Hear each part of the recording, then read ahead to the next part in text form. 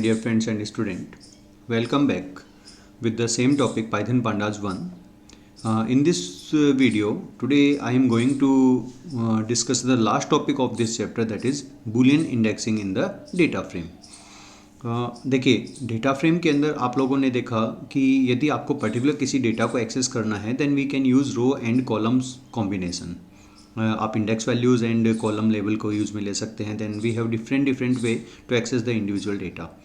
But काफ़ी time हमारी requirement ये होती है कि हमें जो डेटा फ्रेम है उसको 2 पार्ट्स के अंदर डिवाइड करना, पर्टिकुलर किसी भी क्राइटेरिया के ऊपर. Okay, then we use Boolean indexing concept. So सबसे पहले देखते हैं बुलियन इंडेक्सिंग है क्या चीज़. देखिए हमारे पास में डेटा फ्रेम के अंदर आप इंडेक्स वैल्यूज़ होती हैं जिस और इंडेक्स वैल्यू हम हमारी तरफ से कोई भी चीज़ स्पेसिफाई कर सकते हैं. बट बुलियन इंडेक्सिंग के केस में क्या होगा, आपके पास में जो इंडेक्स वैल्यूज़ रहेंगी वो ओनली क्या रहेंगी, ट्रू और फॉल्स रहेंगी. आपको पता है कि जो बुलियन डेटा है वो क्या होता है, ट्रू और फॉल्स रहता है, राइट. एंड ट्रू और फॉल्स की बजाय आप यहाँ पर 1 और 0 भी कर सकते हो, राइट. सो एक एग्जांपल यूज में ले रहा हूँ मैं यहाँ पर. देखिए हमारे पास में एक डेटा फ्रेम है जिसके अंदर डे है. Okay, Monday, Tuesday, Wednesday, Thursday, Friday and Saturday. These are the name of the day. Okay, and number of classes हैं पर डे के अंदर. लाइक सपोज दैट आपकी पर्टिकुलर किसी सब्जेक्ट की क्लासेज हैं. ओके, मंडे को वो 3 क्लासेज हैं आपके पास में एंड ट्यूसडे को कोई क्लास नहीं है तो आपने यहाँ पर 0 स्पेसिफाई कर रखा है. देन वेंसडे को again we have 3 classes. Then on the Thursday we have 0 class. Then Friday we have 1 class and Saturday we have 2 classes, right. Now अब बुलियन इंडेक्सिंग में क्या होता है, अब आपको ये चेक करना है कि कौन से डे हमारे पास में क्लासेस हैं और कौन से डे आपकी क्लासेस नहीं है. तो हमने यहाँ पर जो इंडेक्स वैल्यूज प्रोवाइड की हुई हैं, यहाँ पर ये देखिए जो इंडेक्स वैल्यू पीछे जितने भी एग्जांपल्स हमने यूज में लिए थे उनमें इंडेक्स वैल्यूज या तो मैंने 0, 1, 2, 3 जो डिफॉल्ट इंडेक्स वैल्यूज वो आती हैं वो हमने लिया था. आप in place of 0, 1, 2, 3 you can use any collection of alphabet, you can use any kind of data right now. But Boolean indexing की यदि हम बात करें, बुलियन इंडेक्सिंग के अंदर आपको क्या करना है, जो इंडेक्स वैल्यूज है वो आपको क्या स्पेसिफाई करनी है, ट्रू और फॉल्स स्पेसिफाई करने हैं. इसका एडवांटेज क्या होगा, अब ट्रू और फॉल्स के हेल्प से आप अपनी इस डेटा फ्रेम को, ये जो आपके पास में डेटा फ्रेम है जिसके अंदर आपके पास में 2 कॉलम्स है, day and number of classes, इसको 2 पार्ट्स के अंदर डिवाइड कर सकते हो. कौन कौन से 2 पार्ट्स में, एक तो वो रो आ जाएंगे आपके पास में जिनके पास में इंडेक्स वैल्यू है ट्रू, और कुछ रो आपके पास में वो हो जाएंगी जिनके पास में वैल्यू है फॉल्स. ओके, तो अब यदि आपको पर्टिकुलर किसी भी रो को एक्सेस करना है, लाइक आपको ट्रू जितनी भी ट्रू वाली जो रो है उनको एक्सेस करना है, फिर फॉल्स वाली जितनी भी रो है उनको एक्सेस करना है, तो आप कैसे एक्सेस करेंगे, आपको डेटा फ्रेम का नेम स्पेसिफाई करना है. डॉट एलओसी फंक्शन हम यूज में लेते हैं और एलओसी में हम हमेशा क्या यूज में लेते हैं, इंडेक्स वैल्यूज, राइट ना.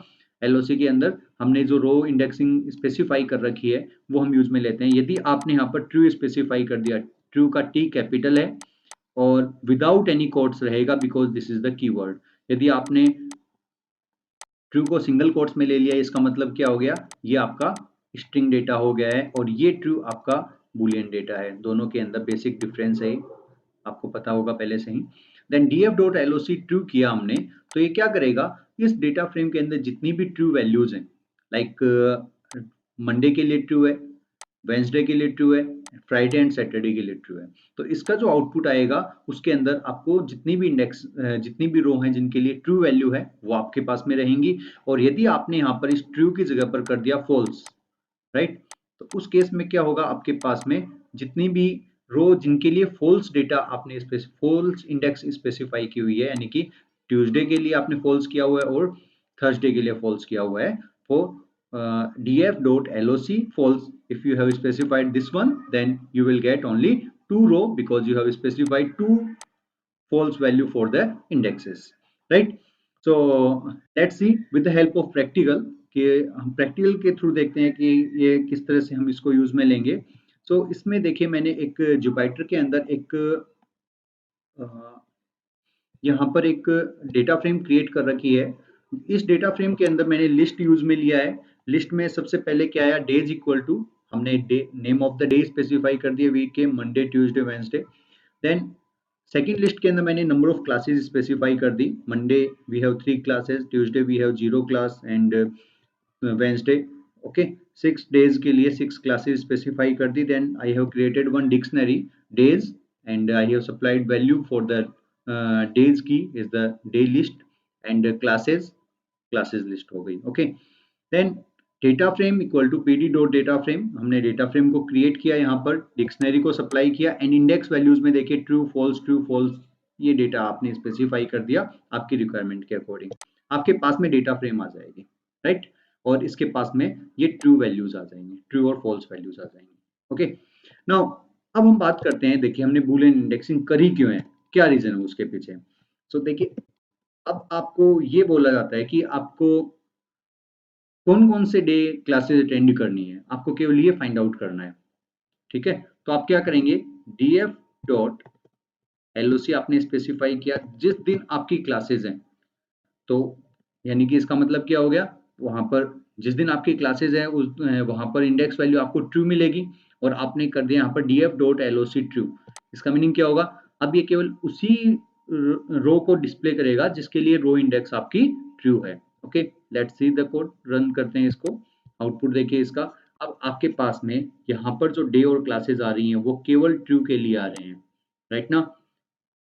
So on the Monday you have 3 classes, on Wednesday you have 3 class, Friday 1 class and Saturday 2 class, right? Then in place of true, if you have specified false, यदि आपने false specify किया then it will show only 2 row because we have 2 row in the data frame that has false index, right? So false Tuesday and Thursday आपके पास में output में आ गया, right?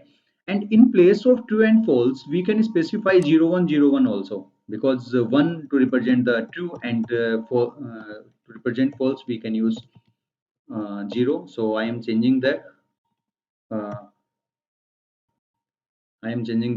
index value. Now if you see the index values then, and I have specified 1 here in the LOC. Now the row that has index value 1 will appear in the output. So यहाँ पर देखिए सबसे पहली चीज तो 1 किसके लिए आ रहा है, 1 आपका आ रहा है मंडे के लिए, वेंसडे के लिए, फ्राइडे एंड सैटरडे के लिए, राइट। सो इसने क्या किया, आउटपुट में केवल 1 की जो रो थी वो डिस्प्ले करवा दिया आपको, ओके। यदि आपने यहाँ पर 0 स्पेसिफाई किया हुआ है तो ये 0 वाली रोज को डिस्प्ले कर देगा। आई थिंक क्लियर हो गया होगा बुलियन इंडेक्सिंग हम क्यों यूज में लेते हैं। बेसिकली बुलियन इंडेक्सिंग को यूज में लेने के पीछे जो लॉजिक है वो क्या है, आपके पास में ह्यूज अमाउंट ऑफ डेटा है जिसको आपने डेटा फ्रेम में कन्वर्ट कर रखा है।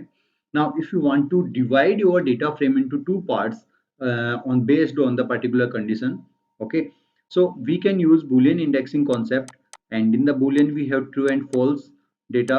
So to access all the true data we can use df.loc true, and to access all the false data of the data frame we can use loc false, okay। so इस तरह से आप particular data को access कर सकते हो Boolean indexing के through. I think clear हो गया होगा बुलियन इंडेक्सिंग है क्या चीज। Now this is the last topic of this chapter Python pandas 1। I think मैंने यहाँ पर हर एक पॉइंट को बिल्कुल डीपली कवर किया है। यदि उसके बाद में भी आप लोगों को कोई डाउट रहता है कमेंट सेक्शन के अंदर कमेंट कीजिए, we will discuss again all the topics, there will be no problem, okay. And in the next video I will cover one quiz based on the Python pandas, okay। That's all for today, thank you very much।